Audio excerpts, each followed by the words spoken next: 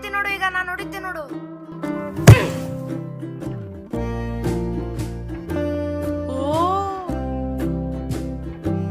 Super shot ಕಣೋ.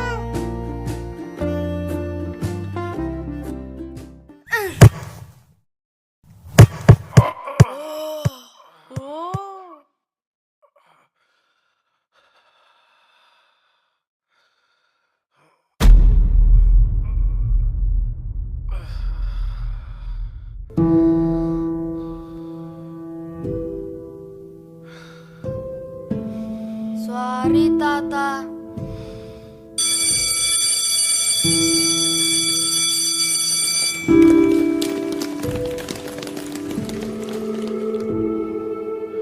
ಸಾರಿ.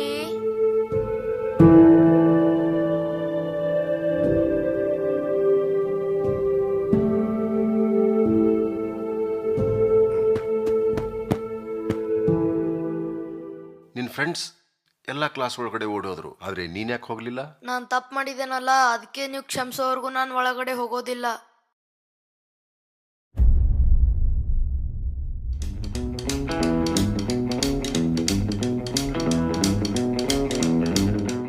Brave boy.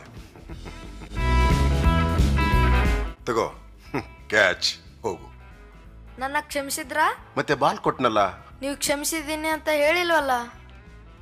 ನಿನ್ನ ಆಟದ ಜೊತೆಗೆ ಚೆನ್ನಾಗಿ ಓದಿ ಒಳ್ಳೆ ವಿದ್ಯಾರ್ಥಿ ಆಗ್ತಿ ಅಂತ ಪ್ರಾಮಿಸ್ ಮಾಡಿದ್ರೆ ಮಾತ್ರ ನಾನು ನಿಂಗೆ ಕ್ಷಮಿಸೋದು. S, I promise. ನಾನು ಚೆನ್ನಾಗಿ ಓದ್ತೀನಿ. ಸರಿ ಹೋಗು, ನಾನು ನಿನ್ನ ಕ್ಷಮಿಸಿದ್ದೀನಿ.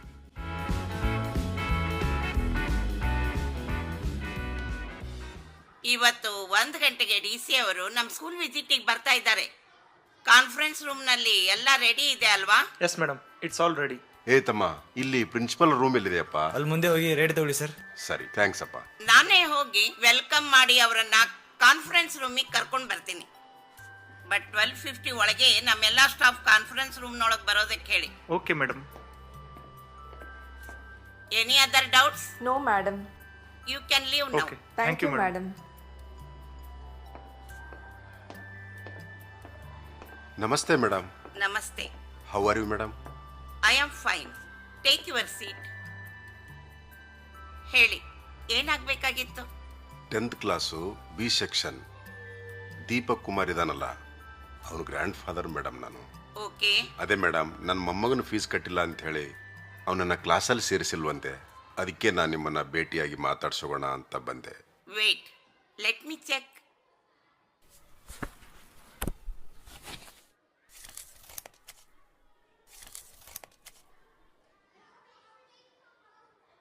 Deepak Kumar? Yes madam, yes, ಹೌದು ಹೌದು, ದೀಪಕ್ ಕುಮಾರ್. 4 ಮಂತ್ಸ್ನಿಂದ ಅವನ ಫೀಸು ಡ್ಯೂ ಇದೆ. ಹೌದು ಮೇಡಮ್. ಸಾರಿ ಸರ್, ಫೀಸ್ ಕಟ್ಟೋವರೆಗೂ ಅವನನ್ನ ಕ್ಲಾಸ್ನಲ್ಲಿ ಸೇರಿಸ್ಕೊಳ್ಳಿಕ್ಕಾಗೋದಿಲ್ಲ. ಪ್ಲೀಸ್ ಆ ಥರ ಹೇಳ್ಬಿಡಿ madam, please. No please, no excuses. 3-4 ತಿಂಗಳಿಂದ ನಮ್ಮ ಮಗನಿಗೆ ತುಂಬಾ ಹುಷಾರಿಲ್ಲ. ನಮ್ಮ ಬರೋ ಪೇಮೆಂಟ್ ಎಲ್ಲ ಆಸ್ಪತ್ರೆಗೆ ಖರ್ಚಾಗ್ತಾ madam. Is that my problem? Fees ಸರಿಯಾಗಿ ಕಟ್ಟೋಕ್ಕಾಗ್ಲಿಲ್ಲ ಅಂದ್ರೆ ಯಾಕೆ ಸರ್ ಪ್ರೈವೇಟ್ ಸ್ಕೂಲಿಗೆ ಹಾಕ್ತೀರಾ? ನಿಮ್ ಯೋಗ್ಯತೆಗೆ ತಕ್ಕೋ ಹಾಗೆ ಯಾವ್ದಾದ್ರು ಗೌರ್ಮೆಂಟ್ ಸ್ಕೂಲಿಗೆ ಹಾಕ್ಬೇಕು. ನಾವಿಲ್ಲಿ ಸಮಾಜ ಸೇವೆ ಮಾಡೋದಿಕ್ಕೆ ಸ್ಕೂಲ್ ಕಟ್ಟಿಲ್ಲ ಅಲ್ವಾ? ಪೆಂಡಿಂಗ್ ಫೀಸ್ ಕಟ್ಟಲಿಲ್ಲ ಅಂತಂದ್ರೆ ಅವನನ್ನ ಇನ್ನ ಸ್ಕೂಲ್ನಿಂದ ತೆಗೆದು ಹಾಕ್ತೀವಿ. No emotional blackmail please. ನೀವಿನ್ ಹೋಗ್ಬೋದು. ನೆಕ್ಸ್ಟ್ ಟೈಮ್ ಬರಬೇಕಾದ್ರೆ ಪೆಂಡಿಂಗ್ ಫೀಸ್ ತಗೊಂಡೇ ಬನ್ನಿ. ಇನ್ನೊಂದೆರಡು ತಿಂಗಳು ಅವಕಾಶ ಕೊಡಿ madam, please madam, please. No no no, please go now. ಅರೆ, ಇವತ್ತು DC ಅವ್ರ ವಿಸಿಟ್ ಇದೆ ನಮ್ ಸ್ಕೂಲಿಗೆ. ಸುಮ್ನೆ ಡ್ರಾಮಾ ಕ್ರಿಯೇಟ್ ಮಾಡಬೇಡಿ. ಹೋಗಿ ಹೋಗಿ ನೀವು. ನಮ್ ಕಷ್ಟ ಅರ್ಥ ಮಾಡ್ಕೊಳ್ಳಿ. ಒಂದ್ಸಲ ಹೇಳಿದ್ರೆ ಅರ್ಥ ಆಗಲ್ವಾ? ಹಾ ಮೇಡಮ್. ಇವರನ್ನ ಹೊರಗೆ ಕರ್ಕೊಂಡು ಹೋಗಿ. ಬನ್ನಿ ಸರ್, ಪ್ಲೀಸ್ ಪ್ಲೀಸ್ ಬನ್ನಿ ಸರ್. ಬಿಡಪ್ಪ ಸರ್, ಬಿಡಪ್ಪ. ಬನ್ನಿ ಸರ್, ಬನ್ನಿ. ಬನ್ನಿ, ಬನ್ನಿ.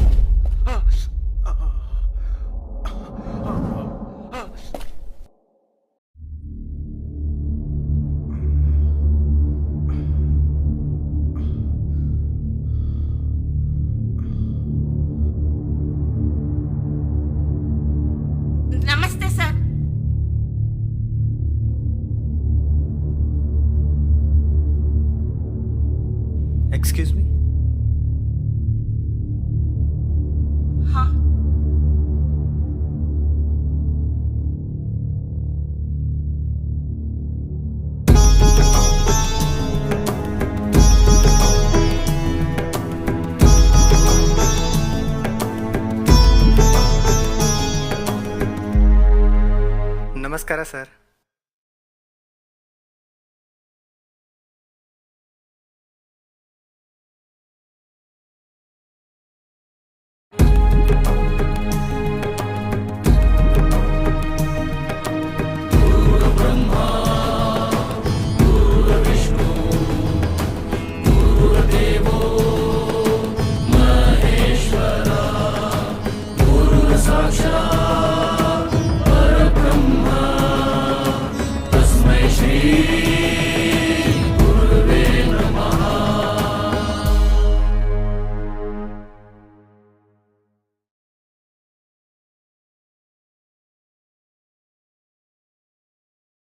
ಈ ಡಿ ಸಿ ಅವ್ರು ಯಾಕೆ ಆ ಮುದುಕನ ಕಾಲಿಗೆ ನಮಸ್ಕಾರ ಮಾಡ್ತಾ ಇದ್ದಾರೆ?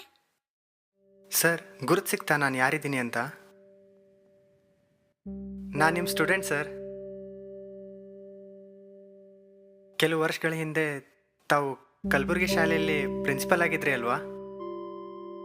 ನಿಮ್ಮ ಕ್ಲಾಸಲ್ಲಿ ಒಂದಿನ ಹರೀಶ್ ಅನ್ನೋ ಹುಡುಗ ಒಂದು ಕಾಸ್ಟ್ಲಿ ವಾಚ್ ಕಳ್ಕೊಂಡಿದ್ದ. ಅದು ನಿಮ್ಗೆ ನೆನಪಿದೆಯಾ ಸರ್? ನನ್ನ ವಾಚ್ ಕಳೆದೋಗಿದೆ ಸರ್. ಆ ವಾಚು ಆ ದಿವಸ ಕದ್ದಿದ್ದು ನಾನೇ ಸರ್.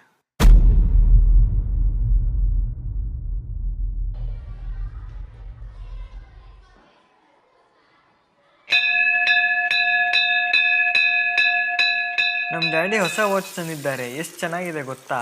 ಮತ್ತೆ ತೋರ್ಸಲ್ವಲ್ಲೋ? ಬಾ ತೋರಿಸ್ತೀನಿ ಬಾ. ಏನಾಯ್ತು? ಅಯ್ಯೋ, ನನ್ನ ವಾಚೇ ಕಾಣ್ತಿಲ್ಲಲ್ಲೋ. ಯಾರೋ ತೊಗೊಂಡಿದ್ದಾರೋ ವಾಚು? ಯಾರಾದರೂ ವಾಚ್ ತೊಗೊಂಡಿದ್ದೀರಾ? ನನ್ನ ವಾಚ್ ಕಳೆದೋಗಿದೆ ಸರ್. ಎಲ್ಲಿ? ಇಂಟರ್ವಲ್ಗೆ ಹೋಗೋ ಮುಂಚೆ ಬ್ಯಾಗ್ನಲ್ಲಿ ಇಟ್ಟಿದ್ದೆ ಸರ್. ಆದರೆ ವಾಪಸ್ ಬಂದು ನೋಡುವಷ್ಟರಲ್ಲಿ ಬ್ಯಾಗ್ನಲ್ಲಿ ಇಲ್ಲ ಸರ್. ನಿನಗೆ ಯಾರ ಮೇಲಾದರೂ ಅನುಮಾನ ಇಲ್ಲ ಇದೆಯಾ? ಸರ್. ಕಳೆದಿದ್ದು ಗೊತ್ತಾದರೆ ಮನೇಲಿ ತುಂಬ ಬೈತಾರೆ ಸರ್. ನಮ್ಮ ತಂದೆ ವಾಚ್ ದುಬೈನಿಂದ ತಂದಿದ್ದು sir. Please help me sir, please help me. ಸರಿ ನಡಿ, ನಾನು ಬರ್ತೀನಿ.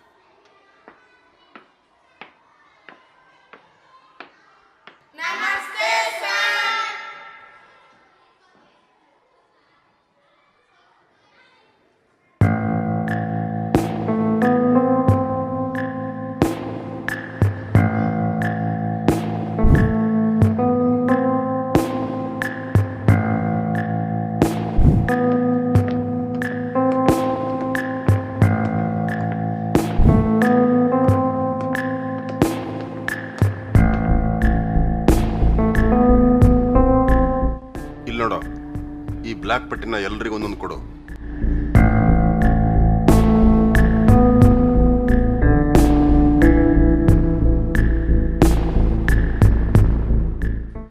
ನೀನು ಹೋಗಿ ಆಫೀಸ್ನಲ್ಲಿ ಕೂತ್ಕೋ. Okay sir. ನೀವೆಲ್ಲರೂ ಬಂದು ಲೈನಲ್ಲಿ ನಿಂತ್ಕೊಳ್ಳಿ, ಒಂದು ಸಾಲಲ್ಲಿ ನಿಂತ್ಕೊಳ್ಳಿ.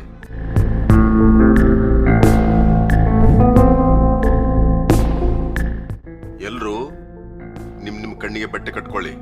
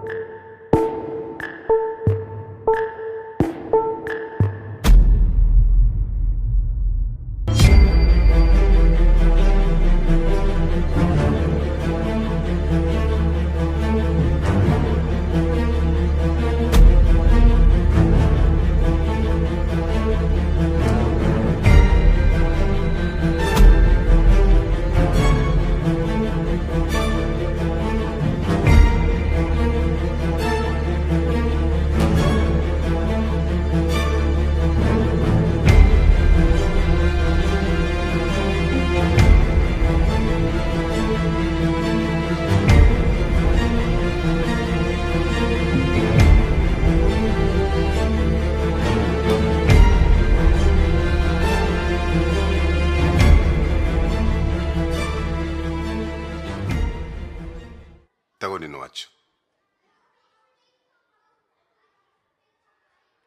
Thank you sir, thank you very much. ಯಾರು ಸರ್ ಕದ್ದಿದ್ದು? ವಾಚ್ ಮುಖ್ಯನಾ ಯಾರು ಕದ್ದಿದ್ದು ಅಂತ ಮುಖ್ಯನಾ? Watch sir. ಸರಿ, ನೀವು ಹೋಗೀಗ.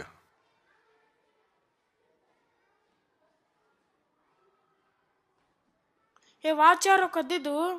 ಗೊತ್ತಿಲ್ಲ ಕಣೋ ಸರ್, ಯಾರ ಹೆಸರು ಹೇಳಿಲ್ಲ.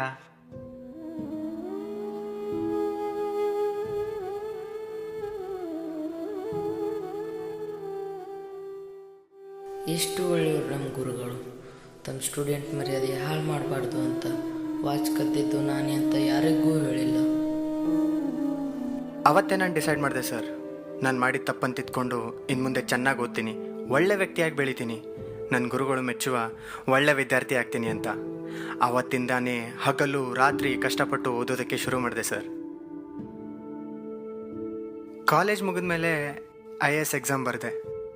ಎಕ್ಸಾಮ್ನಲ್ಲಿ ಒಳ್ಳೆ ರ್ಯಾಂಕಿಂಗ್ ಕೂಡ ಬಂದೆ ಸರ್. ಈಗ ದೇವ್ರ ದಯದಿಂದ ಹಾಗೂ ನಿಮ್ಮ ಆಶೀರ್ವಾದದಿಂದ ಈ ಡಿಸ್ಟಿಕ್ಗೆ ಡಿಸ್ಟಿಕ್ ಕಮಿಷನರ್ ಆಗಿ ನೇಮಕ ಆಗಿದ್ದೀನಿ.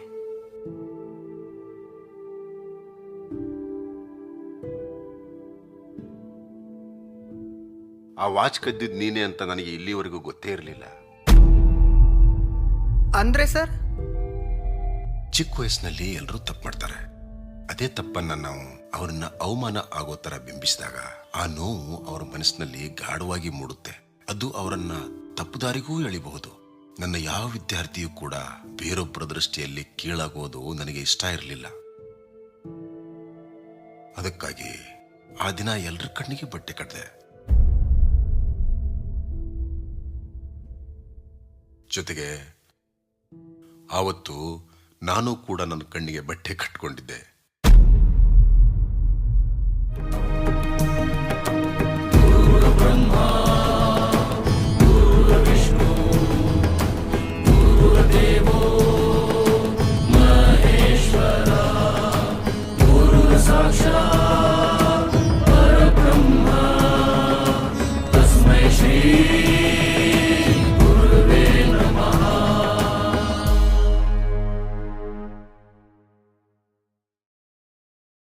ವಾಚ್ ಸಿಕ್ಕ ಮೇಲೆ ಚೆಕ್ ಮಾಡೋದನ್ನ ಅರ್ಧಕ್ಕೆ ನಿಲ್ಲಿಸಿದ್ರೆ ಹಿಂದೆ ಮುಂದೆ ಇರೋರಿಗೆ ವಾಚ್ ಕದ್ದಿದ್ದು ಯಾರು ಅಂತ ಗೊತ್ತಾಗುತ್ತೆ ಅಂತ ಅವತ್ತು ಎಲ್ಲರನ್ನೂ ಚೆಕ್ ಮಾಡಿದೆ.